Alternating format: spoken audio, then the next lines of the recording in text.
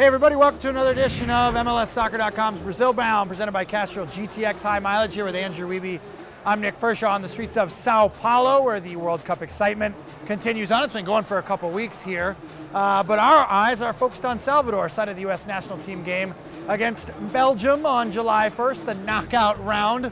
That's where all the attention is. The U.S. national team back in the knockout round for the second straight time. And look, Nick, that's the pertinent comparison. 2014 versus 2010, Bob Bradley's team versus Jurgen Klinsmann's team. And with that in mind, we decided to pick out 4 little categories to compare the two.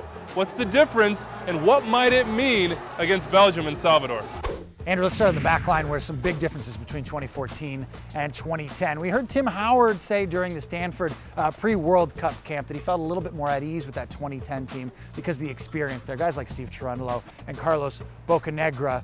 There's some big differences when you look at 2014, younger guys. Yeah, no doubt. And Tim Howard should be more at ease with that team. He had more time with them. But what he's also said here in Brazil is that 2014, that backline, they're more athletic. They're more apt to deal with the likes of Eden Hazard, Romelu Lukaku, and Kevin Morales. And more importantly, the way Jurgen Klinsmann wants to play, those fullbacks can really get forward. DeMarcus Beasley and Fabian Johnson, the second of which I think has maybe been the best attacking fullback in this World Cup, they'll be ready to get forward, and they just didn't really have that in 2010. The only lineup question really remaining on that back line for Jurgen Klinsmann's guys is who pairs with Matt Besler at center back. We saw Jeff Cameron play against Ghana and Portugal, but then Omar Gonzalez stepped in against Germany and played really well in that game. That is the one lasting question as Klinsmann prepares that back line against Belgium. Let's move on and talk about the attacking options, because that's another big difference here. You go back to 2010 and you had guys like Clint Dempsey and Landon Donovan and a healthy Josie Altidore and a special guest appearance by Robbie Findlay that brought that speed. That's not something the 2014 team has. They don't have a lot of speed, and maybe they don't have as many options, so how do they make up for it against Belgium? Yeah, they've certainly lost some of those options through injury. You mentioned Altidore, but this team much more reliant on combination play, and as I mentioned before, that thrust from the fullbacks. In order to get numbers in the attack, Fabian Johnson and DeMarcus Beasley have to get forward, but what this team has that 2010 didn't, that's Michael Bradley in advanced positions. He's the guy that has to pick up those final balls. He's the guy that has to open up the wide areas and then push forward with the second run. If he can do that, and Clint Dempsey has all the freedom in the world, they can create chances. The question is, can they do that against Belgium? And the one big question mark is still Josie Altidore. He only played about 21 minutes against Ghana in the opener before he went down with a hamstring strain. He trained with the U.S. This week off to the side. He jogged a little bit. We haven't seen him with the ball. So that's the big question for Jurgen Klinsmann's attacking group when they take on Belgium. Let's talk about the spark plug off the bench, because no matter what happens in the World Cup, at some point you're going to need somebody off the bench in the second half to light a fire. And in 2010, that was Benny Feilhaber, the playmaking, creative central midfielder. But in 2014, it's been a completely different type of player. Yeah, on this roster, Nick, the like for like is Mix Diskrud. He's the attack-minded midfielder. He's the number 10, but he hasn't played a minute.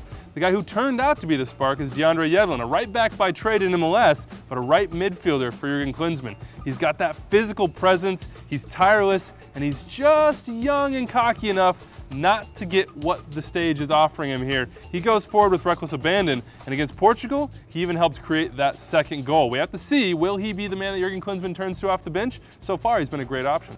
Let's wrap up here with the X factor, the one real difference maker for the U.S. national team. When you go back to 2010, there's no doubt. It was Landon Donovan. He scored 3 goals for the Americans, including that dramatic game winner against Algeria. 2014, who's been your guy? Well, it's clearly Jermaine Jones. So derided for so long, and now we've got people coming out of the woodwork to support the guy. He hasn't shown previously an ability to get on the score sheet. Well, he's done that in this World Cup. His long-range efforts starting to come around, but I really think his true value comes in possession and earning it back. He's a guy who's trickier than most people give him on the ball, and he is tireless getting him back. That move to the left flank by Jurgen Klinsmann, it has paid dividends and even helped shut down Cristiano Ronaldo in that game against Portugal. So you're going up against Belgium, a very talented squad. Who do you want, 2010 Landon Donovan or 2014 Jermaine Jones? Wow, that is a tough one. I'm going to catch stick for this one in the comments section, but I'm sticking with Jermaine Jones. The U.S. probably not going to hold a ton of possession in this game. Landon Donovan, as great as he was in 2010, floated in and out of some games. Jermaine Jones, he doesn't have that option. He's got to be on and he's got to be ready. In a game where the battle comes down to the midfield, I think I would take Jones against Belgium. So there you go, a breakdown of 2 very different teams from 2010 and 2014, both same goal, and that's get out of the knockout round. Let us know what you think in the comments section below. You're going up against Belgium on Tuesday. Would you rather have the 2010 team or the one from 2014? Hey, and make sure you check out that pregame show featuring the guys in New York. We've done some work. They've probably done more. They'll give you everything you need to know about this matchup. And that game is Tuesday, 4 p.m. Eastern. It's on ESPN. Make sure you log on MLSsoccer.com for complete coverage of the U.S. national team and the World Cup. For Andy Wiebe, I'm Nick Firchau. Keep it tuned to Brazil Bound on location.